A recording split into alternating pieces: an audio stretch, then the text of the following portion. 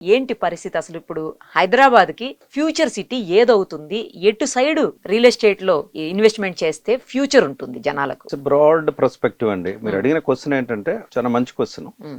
Real estate అనగానే ఎలా అయిపోయిందంటే, రియల్ ఎస్టేట్ అనేటువంటిది it's only A vertical for better investment. ఒకటేంటంటే కామన్ మ్యాన్ కి ఒక ఇల్లు కావాలి. యా, ఇప్పుడు కొంత అమౌంట్ ఎప్పుడైతే అతను ఎర్న్ చేస్తున్నాడో అతను ఏం చేస్తాడంటే 40 to 50% రియల్ ఎస్టేట్ లో ఇన్వెస్ట్ చేస్తారు. మీరైనా నేనైనా ఎవరైనా. Correct. కానీ రియల్ ఎస్టేట్ లో ఇన్వెస్ట్మెంట్ చేసినప్పుడు దానికి అతను ఎక్స్పెక్ట్ చేసిన రిటర్న్స్ కూడా రావాలండి. ఎక్కడో ప్లాట్ తీసుకున్నాడో 10 సంవత్సరాలు అయింది, దాని రిటర్న్స్ ఏం రావట్లేవు. మనకున్న ఎగ్జాంపుల్స్ లో 20 ఏళ్ల కింద తీసుకున్నా గానీ ఒక ప్లేస్ లో రిటర్న్స్ రావట్లేదు. అది కూడా వింటుంటాం సార్. ఎప్పుడో 15 ఏళ్ళు 20 ఏళ్ల క్రితం ఆ. తీసుకున్నాము, ఒక 10,000 20,000 పెరిగింది, అంతకు మించి పెరగలేదు అంటా Yes. ఉంటారు. చెప్పండి, అందు- ఎక్కడ పెట్టొచ్చు, ఎక్కడ ఫ్యూచర్ ఉంది? ఎస్, ఇప్పుడు ఫ్యూచర్ సిటీ అనేది ఇప్పుడు గవర్నమెంట్ అనౌన్స్ చేసింది శ్రీశైలం హైవేలో.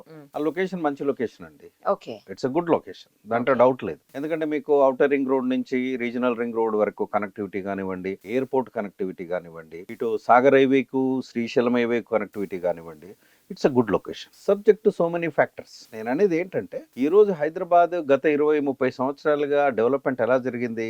సిటీ నుంచి ఒకప్పుడు బంజారాయిల్ జూబ్లీ హిల్సే పెద్ద గొప్ప అనుకునేవారు. కరెక్ట్. తర్వాత ఎటు పోయింది అది? మెల్లగా మీకు south of Bengaluru, south of Bengaluru వెళ్ళిపోయింది. అంటే శంషాబాద్, నానక్రామ్ కూడా, మోకిలా. మోకిలా, శంకర్పల్లి ఆ ఏరియాస్.